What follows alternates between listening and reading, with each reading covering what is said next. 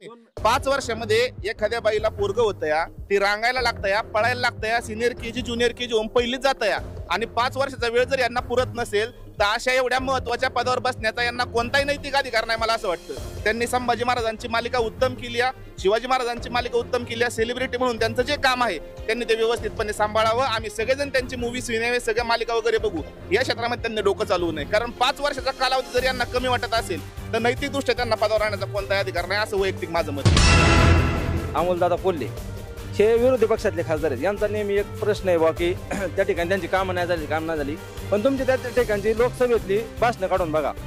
अमोलदादा कोल्ह्यांची नेहमी शेतकऱ्यांच्या वरती कामगारांच्या वरती 2 मिनिटं बोलत असताना फक्त मुद्दा मला पूर्ण करू द्या। त्या ठिकाणी अमोलदादा कोल्हेंनी नेहमी शेतकऱ्यांची बाजू असन, बेरोजगारी असन, महागाई या विषयावरती सातत्याने जर आवाज उठवणारा कुठला जर खासदार असेल तर ते आदरणीय अमोलदादा कोल्हे। 2 ते 3 महिन्यापूर्वी 40 रुपये दुधाला रेट होता, आज तो या सरकारने कमी करून कंप्लीट ते 25 ते 23 रुपयावर आणलेलं। याचं उत्तर त्यांनी दिलं पाहिजे ना। FRP उचला दिल्यामुळे शेतकऱ्यांचं चांगलं झालं, एखाद्या गोष्टीत एखाद्या बाजार भावात थोडं कमी जास्त होतं। अगदी पवार साहेबांनी जरी दगड जरी उभा केला असता तर या तालुक्यांनी म्हणा, या जिल्ह्यांनी म्हणा पूर्णपणे पाठिंबा देऊन त्या ठिकाणी आदरणीय अमोल रामसिंग कोल्हे यांनाच पुन्हा एकदा खासदारकीची या ठिकाणी हा मुलगाची म्हणतो दगड उभा केला म्हणजे जनता आता इतकी वेळी नाही, तरुण वर्ग सुशिक्षित झालेला आहे, आणि आता तसं नाही, या देशाचं नेतृत्व हे नरेंद्र मोदीच करतील। नमस्कार मित्रांनो, स्वागत आहे तुमच्या सगळ्यांचं आपल्या युट्यूब चॅनलमध्ये। तर मित्रांनो, आज आपण आलोय शिरसगाव काटा या ठिकाणी आणि लोकसभेच्या इलेक्शनचा कौल आपण या ठिकाणी जाणून घेतोय। तर गावातील सगळे मान्यवर या ठिकाणी उपस्थित आहेत। सर, सगळ्यात पहिलं आपलं नाव सांगा। माझं नाव राहुल बाळकृष्ण कदम। आणि काय वाटतं आता ही जी लोकसभा येते त्याच्यामध्ये आपला कौल कुठे राहील? तसा आमचा कौल म्हणजे गावातला सगळा ओव्हरऑल नाही सांगता येत, पण कमीत कमी मी थोडा जो अभ्यास केलाय त्यानुसार मला तरी वाटतं की आदरणीय शरदचंद्रजी पवार साहेब यांच्या नेतृत्वाखाली जे उभे आहेत अमोलजी कोल्हे साहेब, तर त्यांच्या साईडला कौल येईल का शिरसगाव साईडचा, असं वैयक्तिक मला वाटतं। कारण जरी आपण त्यांनी या गावामध्ये कामं केलेली नसली तरीही कुणीही असलं, कारण खासदार असले किंवा कुणी असो, त्यांना कामं करायसाठी वेळ द्यावा लागतो, आणि त्यांना आता आपण फक्त 5 वर्ष दिले। मागचे जे खासदार होते आढळराव साहेब यांना 15 वर्ष दिले होते, आणि त्या तोळा मोलाचा किंवा तेवढा वेळ आपण कोल्हे साहेबांना द्यावा, असं वैयक्तिक मला तरी वाटतं। अच्छा, ठीक आहे। तर यांनी आपलं म्हणणं मांडलेलं आहे की बाबा कोल्हे साहेबांना मतदान करणार आहे, तुमचं काय म्हणणं आहे? माझं म्हणणं असं आहे की कोल्हे साहेब हे आता 5 वर्षापासून खासदार झालेत, पण ते एकदाही कधी नाही आले का, अजिबात गावाचं तोंड बघितलेलं नाही। मान्य आढळराव यांनी 10 वर्ष इकडे खासदारकी केली आणि खेड लोकसभा मतदारसंघात 5 वर्ष केली। आढळरावाने ह्या गावाला 25 लाख रुपयाची कामं दिली। आपण उभा राहिलो, हा रस्ता कोल्हाटीवाचा आढळरावने दिला।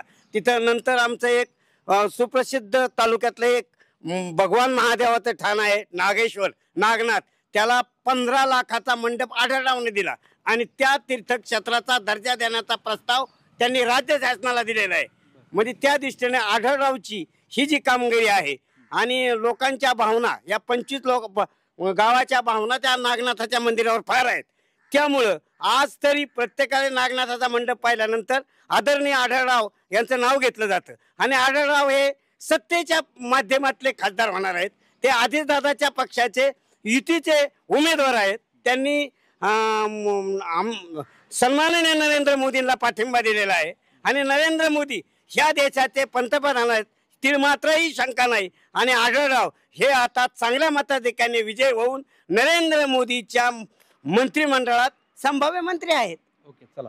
तर सरांनी आपलं म्हणणं मांडलेलं आहे। माझं नाव गणेश शिंदे। आत्ताच आदरणीय भाऊंनी जो मुद्दा सांगितला त्याबद्दल काय आमचं म्हणजे विषय नाही, पण खऱ्या अर्थाने जर विचार करण्यासारखी गोष्ट आहे, हा तालुका असेल, हा पुणे जिल्हा असेल, हा आदरणीय पवार साहेबांवरती प्रेम करणारा जिल्हा आहे, आणि अगदी पवार साहेबांनी जरी दगड जरी उभा केला असता तर या तालुक्यांनी म्हणा, या जिल्ह्यांनी म्हणा पूर्णपणे पाठिंबा देऊन त्या ठिकाणी आदरणीय अमोल रामसिंग कोल्हे यांनाच पुन्हा एकदा खासदारकीची या ठिकाणी हा मुलगाची म्हणतो दगड उभा केला म्हणजे जनता आता इतकी वेळी नाही, तरुण वर्ग सुशिक्षित झालेला आहे, आणि आता तसं नाही, या देशाचं नेतृत्व हे नरेंद्र मोदीच करतील। ह्या देशाला जो धोका निर्माण झाला आहे अनेक शत्रूंचा, तर त्याच्यासाठी केंद्र सरकार एका पक्षाचं पाहिजे, आणि त्याचं नेतृत्व मोदीच पाहिजेत, म्हणजे ह्या देशाची इब्रत जगामध्ये बसल। असं माझं ठाम ठीक आहे ना, तो मुद्दा त्यांचा त्यांनी त्यांच्या पद्धतीने मांडला. पण शेवटी किती केलं तरी महाराष्ट्राचा बुलंद आवाज शरद पवारच आहेत ना. महाराष्ट्रासाठी आजपर्यंत ज्यांनी जे काही गोष्टी केल्यात ते सर्वजण जाणताय आपण. आणि आज जरी तुम्ही आदरणीय आढळराव दादांविषयी जरी सांगत असाल तरी आज दादा कुठे गेल्यात? दादांकडे जर स्वतःचं म्हणजे स्वाभिमान असता तर दादांनी स्वतःच्या पक्षात ठेवून स्वतःच्या धनुष्यबाण या चिन्हावरतीच चिन्ह त्या ठिकाणी मिळवायचं ना. ते गेले आदरणीय अजितदादांकडे, त्यांनी त्या ठिकाणी दुसऱ्या पार्टीत जाऊन पक्ष म्हणजे पक्षाचं तिकीट आज गाठ्याला घेतलं. जो आज आढळराव दादा ज्या पक्षाच्या तिकिटाच्या चिन्हावरती उभे ते गाड्यावर कोणी जन्माला घातले? ते आदरणीय पवार साहेबांनी घातले. आणि त्या पवार साहेबांच्या चिन्हावरती तुम्ही उभे करता, पुन्हा पवार साहेबांवरतीच प्रश्नचिन्ह करता, हे साफ चुकीचे आहे. आणि हा जो तालुका आहे आपला शिरूर, हा कष्टकरी शेतकऱ्यांचा तालुका आहे. 100% अमोल रामसिंग कोल्हे यांच्या पाठीमागे उभे राहणार आणि त्यांनाच त्या ठिकाणी उमेदवारी निवडून आणणार. या ठिकाणी मी एकच सांगू शकतो, अमोल कोल्हे साहेब 2019च्या निवडणुकीला 58,483 मतांनी विजयी झाले. तुम्हाला 2024चा येणारा 4 जूनचा निकाल एवढं सांगन, 2,58,483 मतांनी अमोल रामसिंग कोल्हे या ठिकाणी विजय झालेले हा समाजावर बोलतो. साहेब आढळराव कोल्हे यांचा पाहुणा आहे, त्यामुळे तो समाज आहे, तो पाहुण्याचा इतरतो, पण नॉट पॉलिटिक्स म्हणजे राजकारण नसतं. एक मिनिट माझा मुद्दा पूर्ण करू द्या. 2 मिनिटं माझा मुद्दा पूर्ण करा.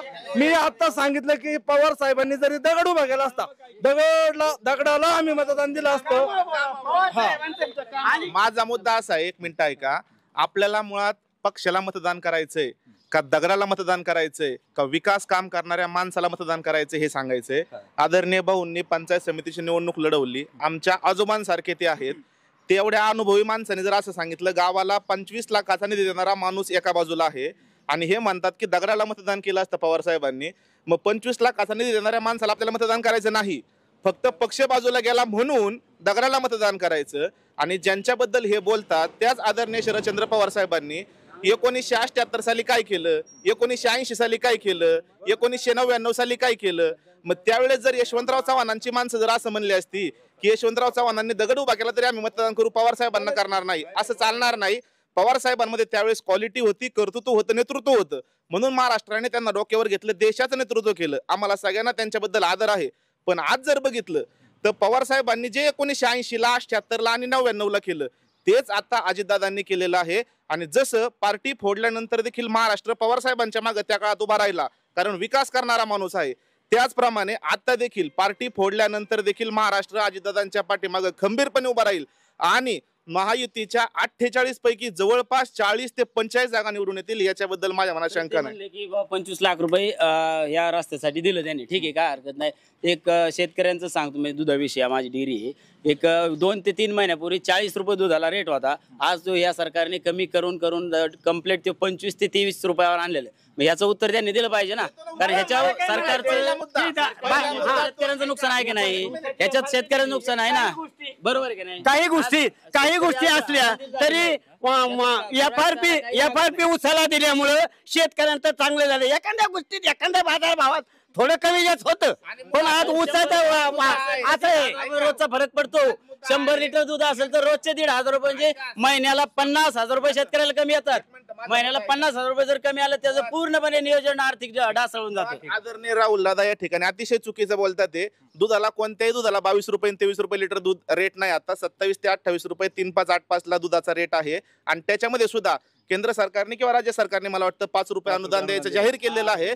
आणि ते अनुदान देखील, 1 मिनिट ऐका, अनुदान देखील शेतकऱ्यांच्या खात्यामध्ये जमा होत आहे. त्यामुळे तो दुधाचा रेट 23 रुपये नसून 33 रुपये आहे. त्यामुळे कोणती दिशाभूल यांनी करायचा प्रयत्न करून मी 158 लोकांची यादी दिली ती, त्यापैकी फक्त 4 लोकांचे झाले. बाकीचे जे राहिले ते कुणाचे ऑनलाईन मध्ये गडबड, कुणाचे ते बंद, ऍप वगैरे बंद, म्हणजे जे काय म्हणतो आपण ऑनलाईन जे प्रोसेस असते, ह्या ऑनलाईन प्रोसेस मुळे 58 लोक जर 4 लोकांना मिळाले आणि ते फक्त 8 आणि 9 लिटर दूध. मी हा प्रश्न खासदारांना सुद्धा उपस्थित केलेला आहे, कोल्हेंना, माझ्याकडे क्लिप आहे त्यांची. कोल्हेंना केला, पण तुम्ही दादांना केला का? तुम्ही ज्यावेळेस दादांना प्रस्ताव द्यायचे त्यावेळेस आलता, पण तुम्हाला काय म्हणलं दादांकडे आपण प्रस्ताव देऊ, तुम्ही आला नाही. म्हणजे तुम्हाला आहे ना, तुम्हाला फक्त आहे ना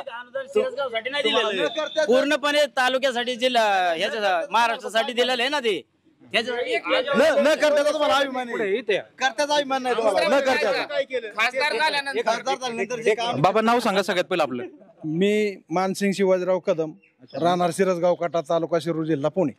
तर काय वाटतंय तुम्हाला त्या संदर्भात आता जो विरोधकांनी जो विषय मांडला, माझी वैयक्तिक स्वतःची डेअरी, आमच्या डेअरीला आज कोणी बी जाऊन तिथं प्रत्यक्षात ती कॉम्प्युटर पाहायचं, 27 रुपये 40 पैसे रेट आहे.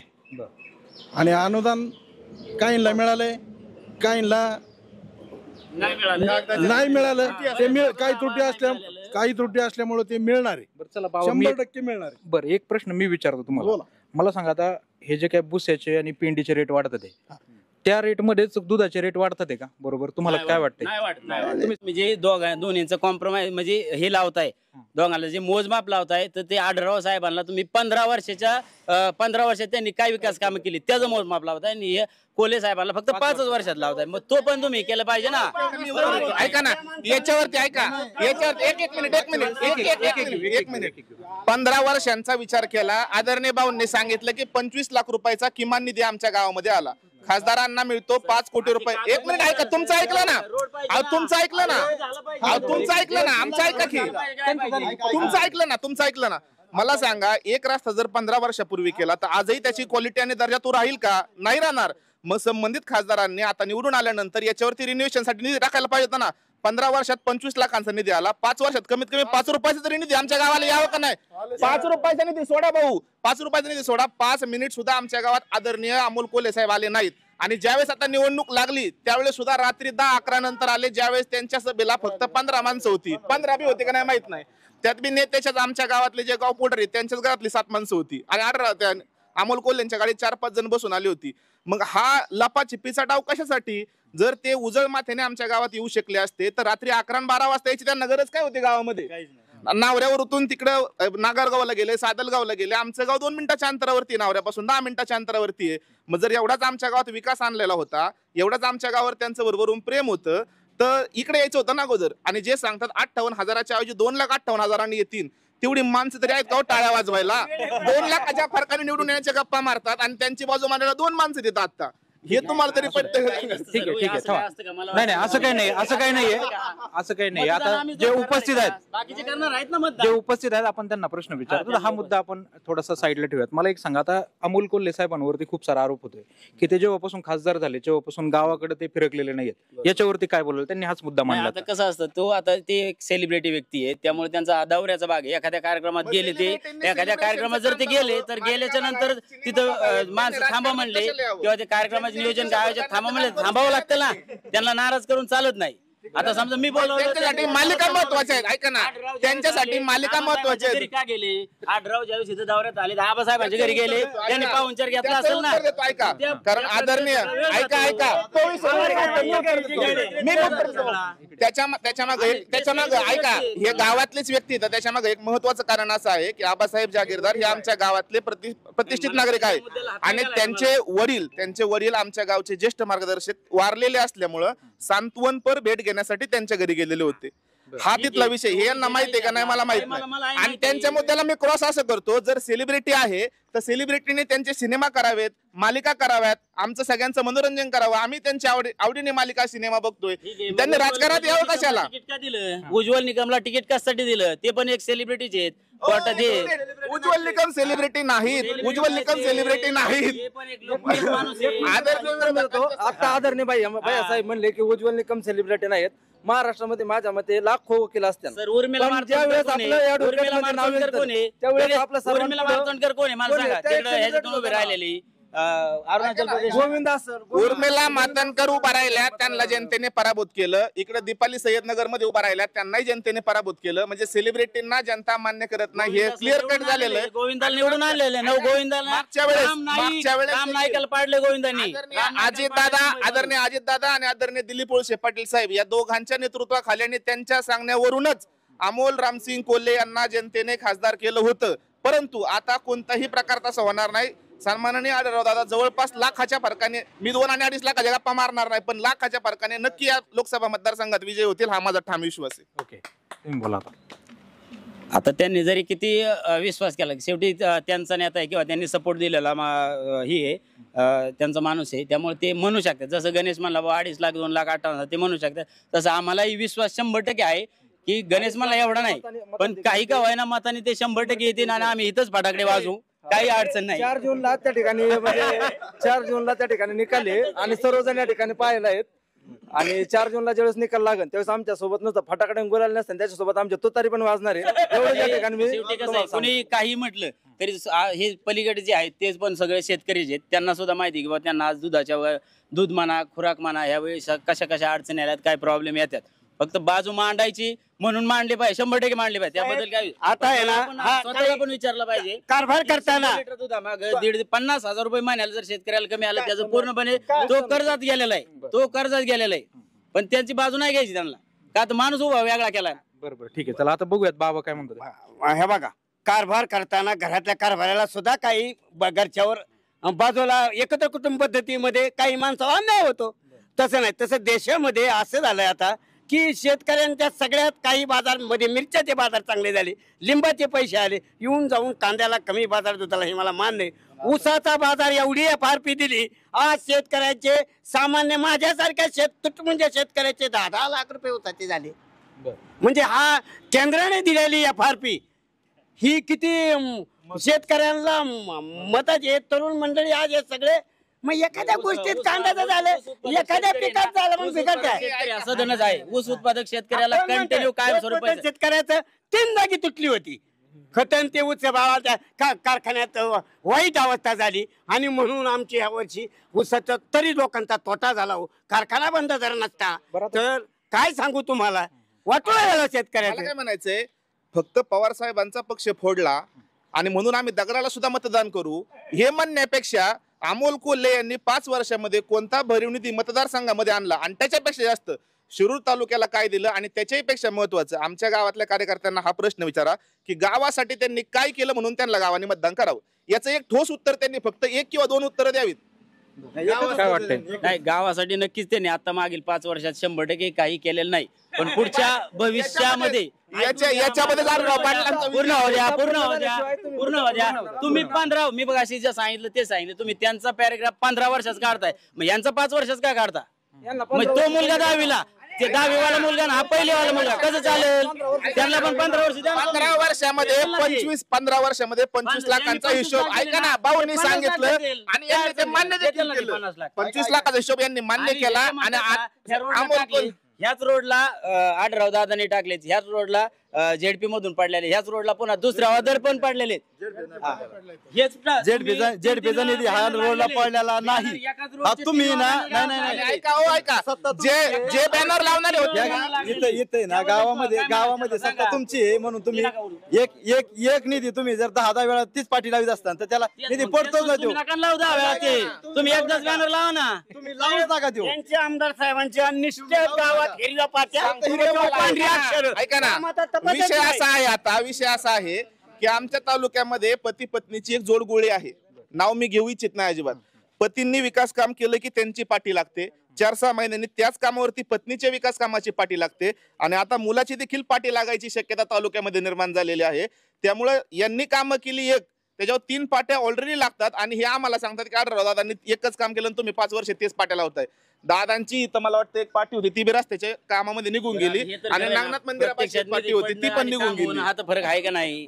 आता याला काम झालं आम्हाला समजत ना, तुम्ही आहेच ना विधानसभेला, पुन्हा येणारच आहे ना विधानसभेला सुरू झाल्यानंतर. जर आले ना तुम्ही तर इथं चांगला रोड झाला पाहिजे 30 फुटाचा. 30 फुटाचा रोड पाहिजे असं सरळ.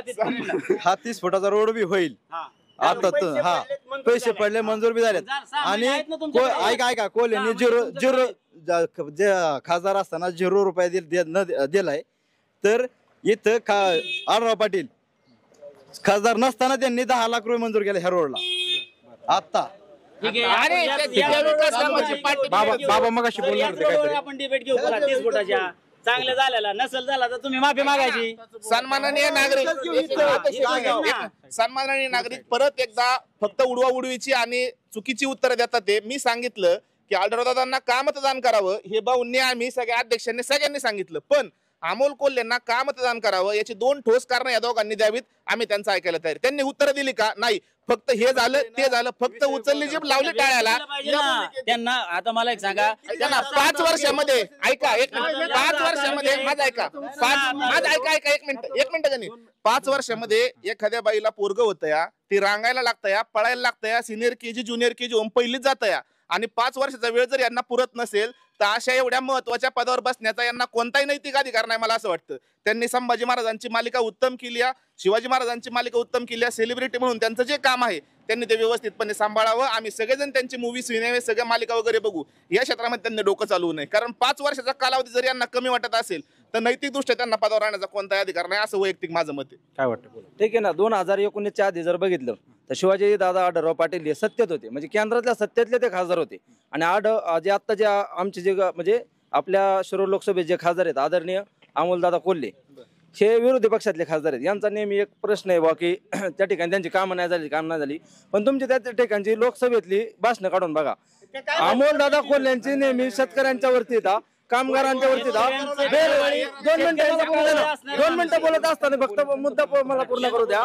त्या ठिकाणी अमोलदादा कोल्हेंनी नेहमी शेतकऱ्यांची बाजू असन, बेरोजगारी असन, महागाई या विषयावरती सातत्याने जर आवाज उठवणारा कुठला जर खासदार असेल तर ते आदरणीय अमोलदादा कोल्हे. आणि त्या ठिकाणी एवढंच नाही तर त्या ठिकाणी आपल्या देशाचे प्रधानमंत्री आदरणीय मोदी साहेबांनी सुद्धा सांगितलेलं की पवार साहेब हे तुमचे जे मावळे आहेत कोल्हे आहेत हे फक्त की हा हे अमोल नाही तर हे अनमोल लढत नाही. हे स्वतः प्रधानमंत्र्यांनी सांगितलंय ना. त्यांनी महागाई त्यांनी महागाईचा मुद्दा मांडलेला आहे, याच्यावरती थोडस बोलूया आता. 2 मिनिटं बोलतो फक्त. आता काय झालं माहिती का, 2 मिनिटं सांगतो आपलं बरं का. काय झालं 2 मिनिटं फक्त मला एक बोलू द्या की कुठला मुद्दा आला की आढळरावदादांनी निधी आणला, हे आणलं, ठीक आहे ना. पण ज्या पद्धतीने महागाई वाढती, बेरोजगारी, ह्याच्या बोलायच कुणी तयार नाही ना. सगळं झालं की इकडे निधी आणला पण बेरोजगारीचं काय. त्या ठिकाणी बेरोजगारी, आज महागाई वाढते, पेट्रोलचे डिझेलचे तेलाचे भाव, त्याचं काय आहे का नाही. तुम्हाला 70 वर्ष आधी होती, 70 वर्ष तुम्ही केलं काय? 70 वर्षातलं एकच उत्तर देतो. टाचणीपासून ते हवेत उडणाऱ्या विमानापर्यंत, पाण्यात पाळणाऱ्या जहाजापर्यंत केलं असेल ते फक्त काँग्रेसने केलं. 70 वर्ष आता दादा कुठे होते सांगा. दादा कुठे होते? ते फक्त अजित दादा 70 वर्ष कुठे होते त्याला विचारा. अरे एकच मिनिट. सन्माननीय आता जे राष्ट्रवादी युवकचे आता उपाध्यक्ष झाले, नवीन झालेले उपाध्यक्ष, ते कुठे होते 70 वर्ष? त्यांना विचारा. दादांनी काय केलं ते विचारा. दादांनी आतापर्यंत कामच केलेले, दादांच्या मुळेच काम झाले एवढी. मी सांगतो, गणेशने जे सांगितलं, 2 मिनिटं मला फक्त. नाही ओढू नका त्याला. उत्तर तर देऊ दे. यांनी जे सांगितलं ना, टाचणीपासून तर विमानापर्यंत जी कामं झाली ती काँग्रेसनेच केली सगळी. तर दरम्यानच्या काळामध्ये मोरारजी देसाईंचंही सरकार आलेलं होतं. त्याच्यानंतरून मला वाटतं व्हीपी सिंगांचंही सरकार आलेलं होतं, देवेगौडांचंही सरकार आलेलं होतं. सन्माननीय कैलासवासी अटल बिहारी वाजपेयी देखील 3 वेळा या देशाचे पंतप्रधान होते. चरण सिंगांचंही आलं होतं. म्हणजे सगळे 70 वर्ष यांनाच मिळाले. पहिला मुद्दा. आणि दुसरा मुद्दा, त्या 70 वर्षातले 1990 पासून तर आदरणीय अजितदादा महाराष्ट्रामध्ये सदस्य, विधानसभेचे आमदार म्हणून काम पाहतात. बरीच मंत्रिपदं त्यांनी भूषवलेली आहेत. आणि आताच्या सरकारमध्ये शिंदे साहेब असतील किंवा अजितदादा असतील किंवा काँग्रेसमधली जी काही माणसं गेलेली आहेत ती सुद्धा टाचणीपासून विमानापर्यंतचा विकास करण्यामध्ये सहभागी होती. हे लक्षात घेतलं पाहिजे गणिने आद. आणि मुळात फक्त काही काँग्रेसनीच सगळं केलंय अशातला काही भाग नाही. ही सगळी मंडळी सुद्धा त्या प्रवाहामध्ये होती. आता विकास कामांच्या मुद्द्यासाठी काही गोष्टी राजकीय स्थलांतर महाराष्ट्रामध्ये घडली, नक्की घडली. पण ही सवय मला हे सांगायचंय, आदरणीय महाराष्ट्राचे भारताचे नेते पवार साहेबांनीच महाराष्ट्राला ही सवय लावलेली 1978 पासून. अमोल कोल्हे साहेबांचा 80% निधी माघारी गेलाय, 20% खर्चलाय. त्यांचं जे क्षेत्र आहे त्याच क्षेत्रात त्यांनी काम करायचं, कशाला इकडे तरी अगदी निवडणुका लागल्या तेव्हा सुद्धा त्यांना उमेदवारी नकोच होती. त्यांनी तसं जाहीर दादांपाशी कबूल केलं होतं. परंतु हे सगळे पक्षातली फुटाफुटी झाल्यानंतर पवार साहेबांनी घरी बोलून दम दिला की तुला उभा राहावा लागेल, दुसरा माणूस नाही, म्हणून एक कंबर कसली तयारी केल्या. नाही तर निलेश लंकेंसाठी तिथं नाटक करायला गेले होते, चेतन तुपेंसाठी हडपसरला नाटक करायला गेले होते. निवडणुकीची रणधुमाळी पेटल्यानंतर देखील त्यांचं जे नाटक आहे अतिशय उत्कृष्ट नाटक आहे, मी सगळ्यांनी बघितलंय. ते नाटक करत फिरत होते. मग त्यांना राजकारणच करायचं होतं, निवडणूकच लढायची होती, तर तयारीत राहायला पाहिजे होतं ना. म्हणजे हा फक्त कुणी नाही सापडला म्हणून बळीचा बकरा केलेला या ठिकाणी. त्यामुळे 2 आणि 2.5 लाखाच्या गप्पा मारूच नये. कमीत कमी 1 लाख मतांनी आढळरावांचा विजय होईल, हा माझा ठाम विश्वास आहे. काय वाटतं? आता ते जे म्हणले की बा जे कोल्हेंना बळीचा बकरा बनवा, जे नक्कीच बळीचा बैल बनून सगळ्यांना शिंगाव घेणार आहे. हे मात्र 100% मी सांगू शकतो का याच्यासाठी यासाठी. आणि हे जे म्हणले की 80% निधी, 100% खोटा आरोप करतायत ते की 80% निधी गेलाय. असं काही नाही झालेलं, निधी वगैरे काही गेलं नाही. फक्त आता मुद्दे काही नाही म्हणून हे काहीतरी आरोप करायचे, निधी नाही गेला काय नाही. आणि खासदाराला 6 तालुके असतात, त्याला एवढी प्रत्येक गावात 100, प्रत्येक तालुक्यात 100 तर गाव असतील का नाही, मॅक्झिमम 100 जर गाव असतील का नाही? 100 गावांच्या हिशोबाने 6 तालुक्यात 600 गावं जर आपण कन्सिडर केली तर 5 वर्षामध्ये 25 कोटीचा निधी आला. एका तालुक्याला मी म्हणतो 4 ते 4.25 कोटीचा निधी गेला. 100 गावांच्या हिशोबाने एका गावाला 4 लाखाचा निधी आला. आमच्या परिसरामध्ये ऐका, मोगम नाही सांगत, मोगम नाही. 80% माघारी गेला. 80% कसं माघारी जाईल? आणि 80% निधी माघारी गेले त्याला संसद रत्न देते का कोले साहेबांना?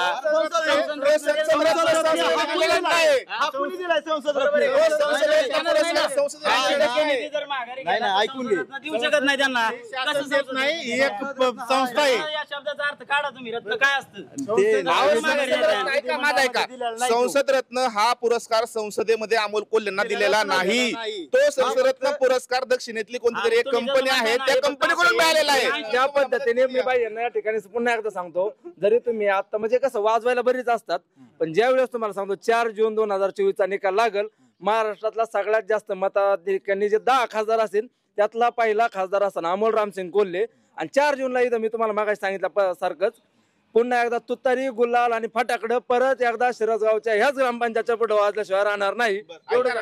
मी चौथ्यांदा चर्चा संपत आली आहे. मी चौथ्यांदा हा प्रश्न यांना विचारतो तुमच्या माध्यमातून की अमोल कोल्हेंचे फटाकडे, गुलाल आणि तुतारी वाजवायची आहे, समजा तुम्हाला वाजवायची, आम्हाला नाही वाजवायची, पण 2 ठोस कारण सांगा ना गावाने त्यांना मतदान देण्याचे. अजूनपर्यंत त्यांनी नाही सांगितले, फक्त उडवडीची उत्तर देतात ते. तुम्ही त्यांना विचारा ना 2 ठोस कारण. अमोल चला 2 कारण सांगा मला. आता ते म्हणतात सांगतो. सगळ्यात पहिला मुद्दा म्हणजे महागाई, बेरोजगारी. आणि ज्या पद्धतीने भारतीय जनता पार्टीने सांगतो ना त्याचं उत्तर सांगतो. अमोल कोल्हे आज राष्ट्रवादी काँग्रेस पक्ष पूर्णपणे फुटलेला आपल्या सगळ्यांनाच माहिती. त्या ठिकाणी 2 भाग झालेले आहेत, एक अजितदादांकडे गेलेत आणि जे आता खासदार शिवाजीदादा आढळराव पाटील साहेब ज्या चिन्हावरती उभा आहे त्या चिन्हच मुळात पवार साहेबांनी जन्माला घातलेलं आहे ना, घड्याळ.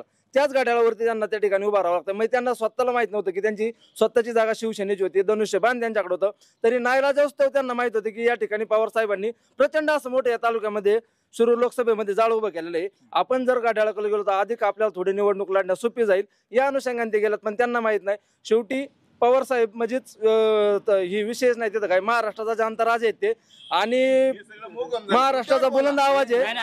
त्यांनी 2 कारण सांगितलं तुम्हाला. 2 कारण सांगायचे. आढळराव दादांना मतदान का करायचं यांनी सांगा. त्यांनी मग सांगा, विचारा त्यांना. पुढे बाबा माईकला नका हातलो. आढळराव दादांना मतदान का करायचं एकच सांगतो. आपल्या शिरसगाव काट्यामध्ये किसन ज्ञानदेव गायकवाड यांची नातसून, नातसूनच ना, बर सुनबाई ऍक्सिडेंट झाला कारेगाव मध्ये. कंपनीत कामाला सर्व्हिसला होत्या, तर जवळजवळ त्या संपण्याच्या स्टेजमध्ये होत्या. तर आढळराव पाटलांनी 3 लाख रुपये त्या कंपनीला द्यायला लावले. 5 लाख रुपये द्यायला लावले. तसं कोल्हे साहेबांनी आपल्या शिरसगावच्या एखाद्या जनतेला एखाद्या मदत म्हणून काय केली का?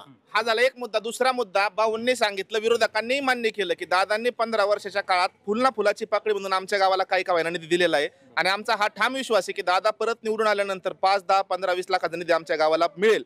आणि दुसरा सगळ्यात महत्वाचा मुद्दा की आपल्याला जर पवार साहेबांची तुम्ही जर खासदार म्हणता 5 आणि 2 आणि 4 निवडून येतील, तिथं काही सापराला ठेपा द्यायचा आहे का आपल्याला 4 माणसं निवडून देऊन? मोदीकडे त्या गाड्याकडे 300 खासदार निवडून येतात आणि ह्यांच्याकडे तर 2 नाही तर 3. ती बी आता येतील का नाही सांगता येणार नाही. आता मुळात दादा निवडी आणून इकडून तिकीट घेतलेले, उद्या दादा राहतील याची काय गॅरंटी? समजा दादा आढळराव दादा निवडून आले पुन्हा इकडे आले तर मग काय करायचं? 4 जूनच्या निकालानंतर तुम्हाला जबाबदारी घेतो मी. चला आपल्याकडे ऐका 1990-92च्या काळामध्ये 10व्या परिशिष्टामध्ये निवडून आले रात्रीत माहित झाले. रात्रीत माहित झाले आपल्याला. 1 मिनिट. 4 जूनचा निकाल लागल्याच्या नंतर सगळ्यांना शेवटी सिल्वर वक्तच त्या ठिकाणी दरवाजा ठेवावा लागणार, त्याशिवाय यांना बाकीच्यांना पर्याय नाही. आता मला असं वाटतं की 2014ला ज्यावेळी देशामध्ये आणि राज्यामध्ये सत्तेचं परिवर्तन झालं तेव्हापासून सिल्वर ओकचा दरवाजा ठोठावायची कुणालाही कधी गरज पडलेली नाही. महाराष्ट्रामध्ये आणि मला असं वाटतं इथून पुढच्या काळामध्ये जसं काँग्रेसची 70 वर्ष हे सांगतात ना, तसं मला वाटतं इथून पुढच्या 50 वर्षाच्या कालामध्ये भाजप सोडून कोणाचा दरवाजा ठोठावायची कोणाला कधी गरज पडणार नाही, हा माझा ठाम विश्वास आहे. ही विरोध ते जे बोलतात त्यांची स्वतः पार्श्वभूमी राष्ट्रवादी काँग्रेस पहिलीच आहे, असं काय नाही की हे आता गेलेले, त्यामुळे ते भाजपचं गुणगान गातात. आम्ही राष्ट्रवादीचे कार्यकर्ते आहोत. आम्ही घड्याळावरती निवडणुका लढलेल्या आहेत, पदं भोगलेले आहेत, गावचा विकासही केलेला आहे, सगळ्या गावाला माहिती. आणि आजही आम्ही घड्याळ चिन्हासोबतच, आम्हाला संधी दिलेल्या आदरणीय अजितदादांसोबतच आणि विकास पर्वासोबतच उभे आहोत, शेवटपर्यंत दादांच्या सोबतच उभे राहू. ही भूमिका योग्य आहे. बरं ठीक आहे, चला. परंतु तरी देखील काही मुद्दे आपल्या ह्याच्यामधून गळतात आहेत, जसं की महागाई आहे, गॅस महाग झालाय, पेट्रोल महाग झालंय, ह्याच्यावरती काय बोलू इच्छिता?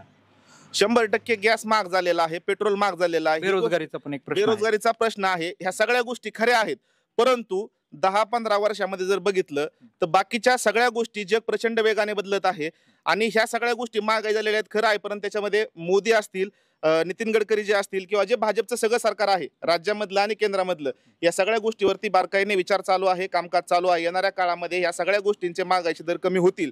आणि त्याचं उत्तम उदाहरण मला वाटतं भाऊ, गॅसचे दर आत्ताच कमी झालेले आहेत. पेट्रोलचे दर देखील 111-115 वरती गेलेले होते, ते आजच मी पेट्रोल भरलं गाडीत 104 रुपयावरती आलेले आहेत.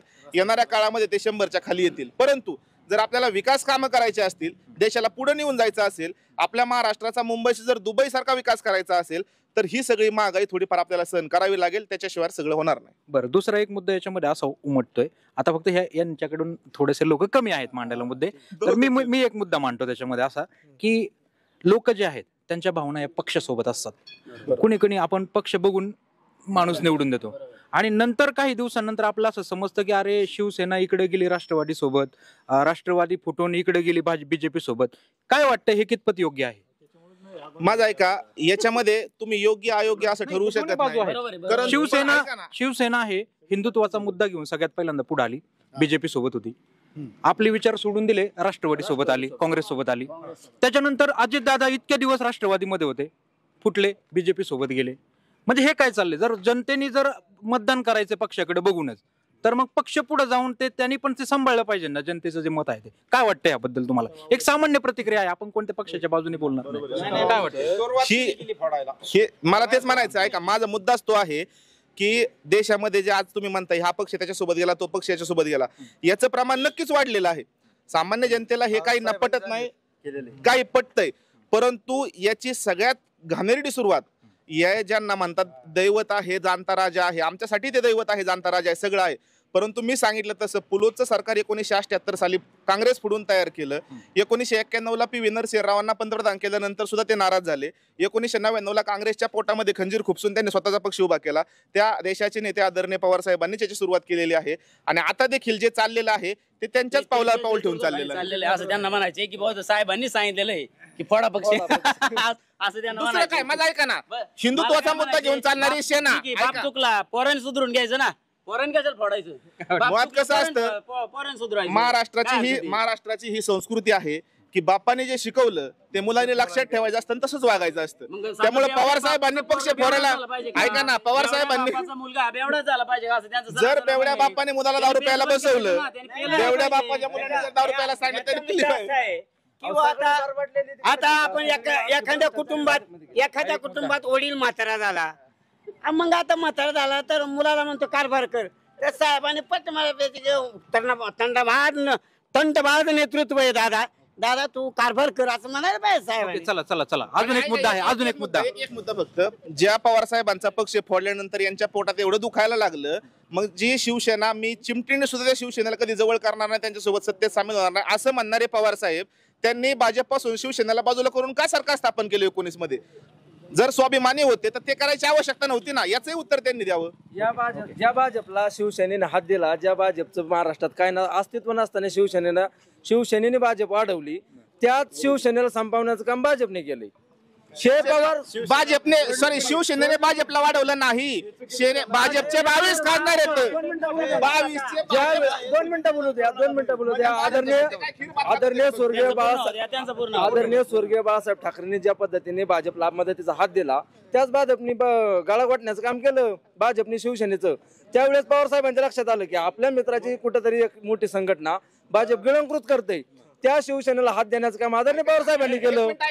मग बाळासाहेबांनी भाजपला हात दिला तुम्ही म्हणता. म्हणजे स्वर्गीय गोपीनाथ मुंडे साहेब आहेत, नितीन गडकरी जी आहेत, ही जी भाजप नेते होते हे काय खिरापत खात होते का फक्त? नाही, त्यांनी सुद्धा भाजप वाढवली. आणि ज्या बाळासाहेबांची शिवसेना गिळंकृत भाजप करते असं वाटत होतं, मग त्यावेळेस आदरणीय उद्धव साहेबांनी 2019ला गिळंकृत करणाऱ्या पक्षासोबत म्हणजे भाजपासोबत युती का केली याचं उत्तर द्यावं. गिळंकृत करणार होते ना, मग स्वतंत्र लढायचं होतं ना. गिळंकृत करणाऱ्या पक्षासोबत युती का केली? तिथं संधीचा फायदा घेतला, स्वार्थीपणा बघितला. आणि ज्यावेळेस आपल्याला मुख्यमंत्री पद दिसतंय, किती खासदार आमदारावरती 65 आमदारावरती मुख्यमंत्री पदाचं स्वप्न बघितलं या, भाजपचे 115 आमदार निवडून आले ते, हे कितपत योग्य होतं?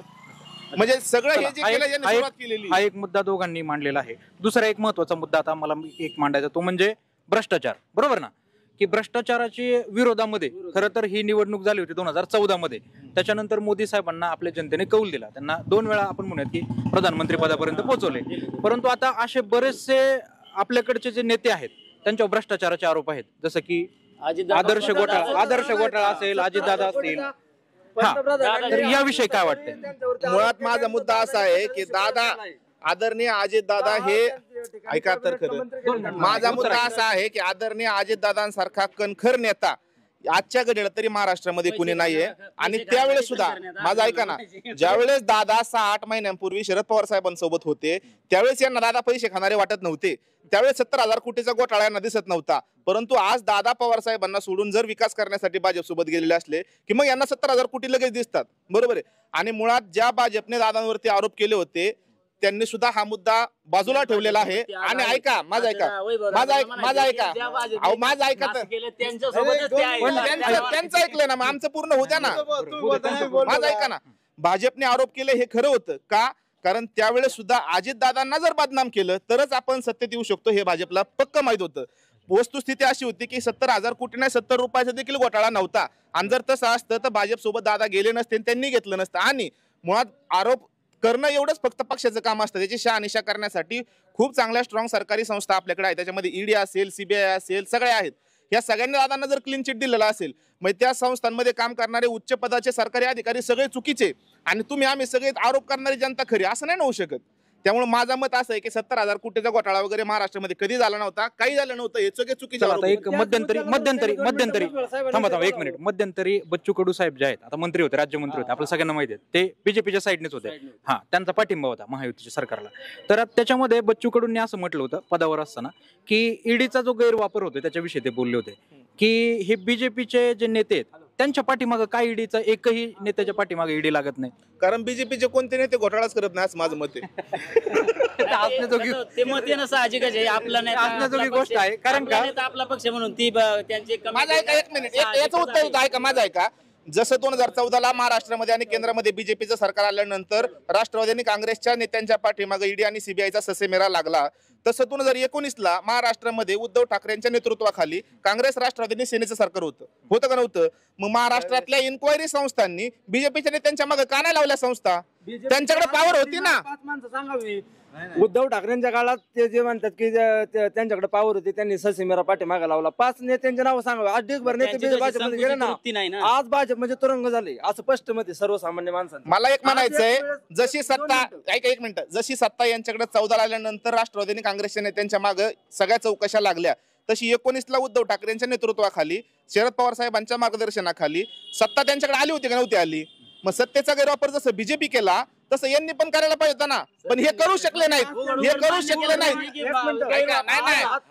यांचा मुद्दा होता की गैरवापर केला. ऐका, यांचा मुद्दा होता, ऐका, यांचा वापर केला. वस्तुस्थिती गैरवापर बीजेपीने कधी केला नाही. मला सांगायचा मुद्दा आहे, यांचं मत आहे की गैरवापर करून नेत्यांना अटक केली. मग सत्ता यांच्याकडे पण आली होती ना, यांनी तसं केलं नाही का? कारण बीजेपीचे कोणते नेते घोटाळाच करत नाही. नाही, असं काही नाही. जनता जनार्दन शुद्ध आणि काय होतं, जनता बोलून दाखवत नाही, त्यामुळे ती मतपेटीतून व्यक्त करणारे. आणि काय होतं, जे बोलन त्याला आतमध्ये जावं लागतं. त्यामुळे जनता जनार्दन सुज्ञ आहे. जसं 14ला ऐका 1 मिनिट, जसं 2014ला जनतेने मतपेटीमधून त्यांचा सगळा विश्वास मोदींवरती व्यक्त केला, 19ला त्याही पेक्षा विक्रमी मताने मतपेटीतून व्यक्त केला विश्वास, आणि 24ला आदरणीय गणेश म्हणतोय तसं मतपेटीतून जनता विश्वास व्यक्त करणारच आहे आणि 4 तारखेला आपल्याला ती दिसणारच आहे. चला तर आता दोन्ही बाजूंनी आपण त्यांचं मत ऐकलेलं आहे. एकंदरीत आमचं जे काय बोलणं झालं, आता याच्यामध्ये बरेच जण म्हणतील की मी याच्यामध्ये काही प्रश्न विचारले, तर इकडे मेजॉरिटी थोडी कमी होती, त्यामुळे त्यांच्या बाजूने मी थोडेसे काही प्रश्न विचारले. ठीक आहे, तर आता हे खेळीमेळीचं वातावरण आहे मित्रांनो. आपलं प्रतिष्ठान कोणतं आहे? कोल्हाटी ग्राम विकास प्रतिष्ठान. हा, आणि विशेष म्हणजे या प्रतिष्ठानामध्ये अनेक कार्यकर्ते काम करत असतात मित्रांनो, एकत्रित असतात. चांगलं काम या ठिकाणी विधायक कामं होतात आहे. अगदी महापुरुषांच्या जयंतीपासून तर गावामध्ये सांस्कृतिक, त्याचप्रमाणे येस पर्यावरण दृष्टिकोनातून देखील या ठिकाणी कामं होत असतात. आणि हे सगळे कार्यकर्ते जे आहेत ते त्या प्रतिष्ठानच्या मार्फत या ठिकाणी काम करत असतात. परंतु ज्यावेळेस आता निवडणुकीची वेळ आलेली आहे त्यावेळेस फक्त आपले वैचारिक मतभेद याच्यामध्ये आहेत. निश्चितपणे कसल्याही प्रकारचं वातावरण आपण म्हणूयात की दूषित वातावरण गावामध्ये नाहीये. तर ही एक खूप चांगली गोष्ट मला जाणवली आणि तुमच्या प्रतिष्ठानला खूप खूप शुभेच्छा. येणाऱ्या निवडणुकांच्या निकालानंतर आपण परत एकदा व्हिजिट करूयात. आणि हो, अजून एक विधानसभेला देखील मी परत एकदा येणार आहे. आपले मुद्दे आपण बोलण्यासारखं खूप काही आमच्याकडे.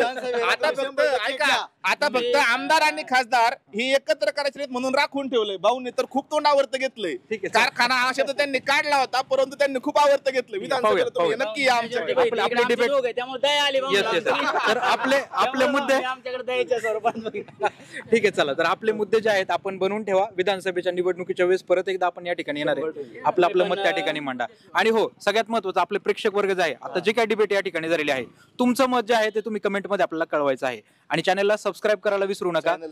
येस, शिरूर कट्टा चॅनल आहे आपला मित्रांनो.